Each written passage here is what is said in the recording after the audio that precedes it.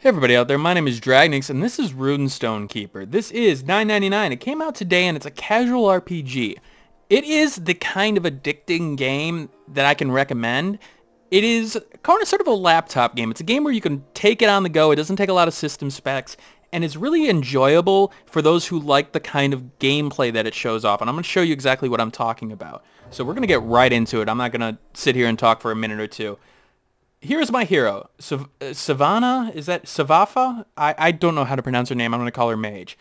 Her passive ability, restore life by double the amount of mana upon casting a spell. So I gain life every time I cast a spell. I could go with Guy too, who restores life by the number of killed monsters, but you know, rather do it with her. Now, as you go along, you can unlock more heroes. Here I need to get to level 15 before unlocking what seems to be Alucard with red hair at this point. So, let's take a look at my upgrades. You can get permanent upgrades based on the amount of gold that you make in the dungeon runs. And so, for example, I've permanently upgraded my Heart of Life to recover 3 extra life every time I find it. So, reasons to do multiple runs, you get better and better as you go along. Item shop, won't talk about that yet because, well, I don't need items.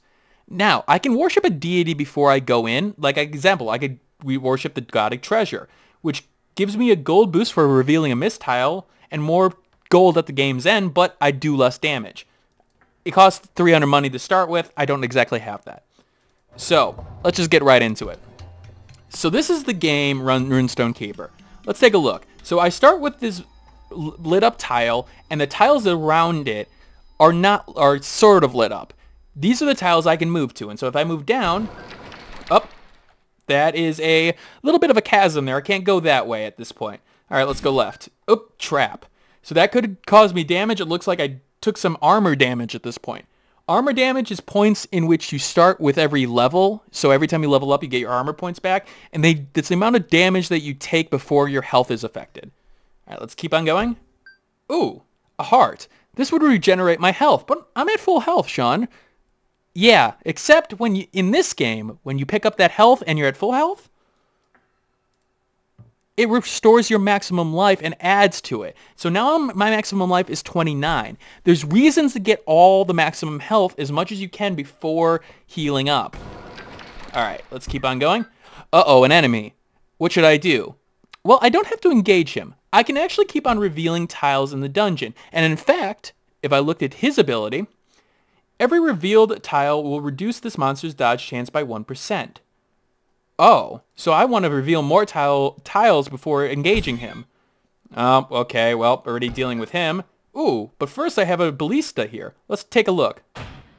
Excellent. Was able to kill him without even putting myself in harm's way. So there's good reasons to reveal before you attack. However, there also can be reasons to not reveal before they attack. Certain enemies are a lot stronger when they have more enemies around them. So as you reveal enemies, you need to see, oh, okay, let me see here. Okay, this guy, I can keep on exploring. So a lot of different strategies are involved in here. All right, let's keep on revealing. You'll also notice that I'm getting these soul points. These soul points are used to use items in the game. Like this. 10 soul points to use this device, sure. Oh, it's told me that there's an enemy right there. It also shows you if there are traps around too. So, I know there's ooh, I got a ballista. I might as well use it on him. Cool, and I got gold from that. Excellent. So, keep on going here. Oh, a ballista. I'll keep on going here and see if I can find... I don't need to use a soul on this one. Ooh, an item. Stick to a revealed tile and unlock the surrounding 3x3 mist tiles. Again, take soul. Soul is used for every item in the game, so keep that in mind. Alright, let's see if I can go any further here without... I'll take that health. Up, more enemies. Make another monster take double the damage taken on its behalf. Okay, that could actually be useful. Keep on going. Up, okay, so... I basically revealed everything I can. Now, I could try to leave the dungeon, but hold on, there's a key I need, and I don't have a key. One of the monsters have a key here. Now let's use this police that I haven't used yet. All right. So who should I take on first? Let's take on one of these guys. And in fact, I'm going to use a spell. I can turn him into a sheep. Excellent. Kill, and he's dead. Let's change the skeleton into a sheep too. And he actually did some reflect damage on some of the other guys. I also want to take him out because he's got the biggest attack at this point. Don't really want to take that kind of damage. All right. Let's see, who's the best option here? Really want to save some mana at this point. I'm going to take on you. All right, so yeah. You saw there that did double damage to somebody else. And while I'm taking damage from him, I'm doing more damage to them. Alright, so it took a lot of damage on me. Now, every time you finish all the monsters on a floor, you will get a reward. And here I'm taking the health because I need health. They also dropped an item, it looks like. Ooh, a hood. Excellent. Yes, there are armor in this game. And then in this case, more life for me. Great. If I had the health to really take advantage of that. Ooh, that will actually be useful because that restores 10 life and 1 mana for some soul points. I'll take that. No problems. Spikes are really hurting me today. All right. On to the next level. So the idea here is that you really got to think about every move ahead and you're using your abilities to your best advantage because, again, there are certain situations in which it's better for me to do something like here. 10 attack? Yeah, no, I'm not going to bother with that. I'll take him out in 1 hit. All right. Good. Now I can increase my maximum health because I'm at full health. Random event. There's something wrong here. You can clearly feel that. Blah, blah, blah. Now, one thing I have noticed is this. It seems like there's more text available here, but it's not exactly scrollable. Needs a little bit of a fix there, guys. So I want to put a silver runestone. Runestones are things that change or carry over from run to run. After slight vibration, a rune starts reacting, blah, blah, blah. You know that the situation in the dungeon... Now you can see the location of all traps on the map. Okay, that was reason. Well, depends on if that carries over to the next dungeon levels, because these are pretty expensive in terms of the runestones. They're not easy to find, and when you do find them, they can be really advantageous to use on shrines. Okay, so let's see if I can use this guy first. This is a mini dungeon, and so I can use a key to unlock that portion and try to get through that portion. I'm not going to yet because... Let's use that. Because I really do want to level up first. Alright, gold. Not going to unlock that one because, well, for obvious reasons. It's a trap. Ooh. Sharpen your weapon to guarantee a fatal hit. Okay. See?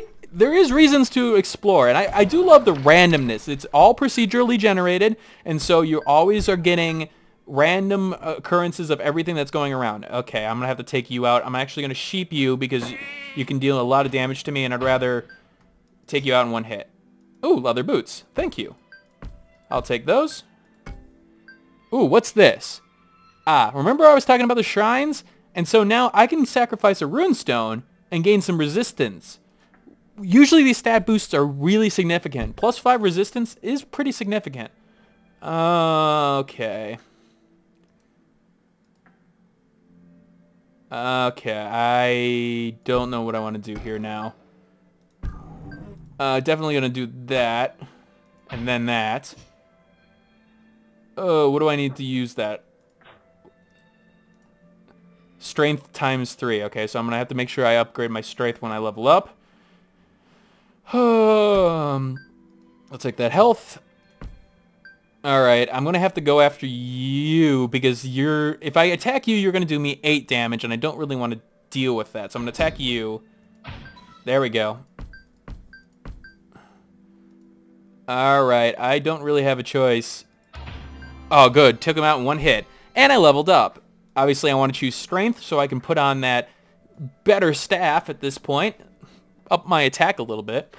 So, the game continues like this over and over, and I'm going to do one full run for you because it takes a lot. As you go on, you permanently upgrade yourself a little bit more, and those upgrades really do help. It does really sort of signify that, yeah, you're getting stronger and stronger as you get each run through. They even hint within the story phase that you've done this over and over again, and that every time you get up, you're just like, wait, what happened? Now, how did I get here? So when you die, it looks like you don't really die, but then again, you never know. Let's go into this mini dungeon. Let's see what we can do. Uh-oh.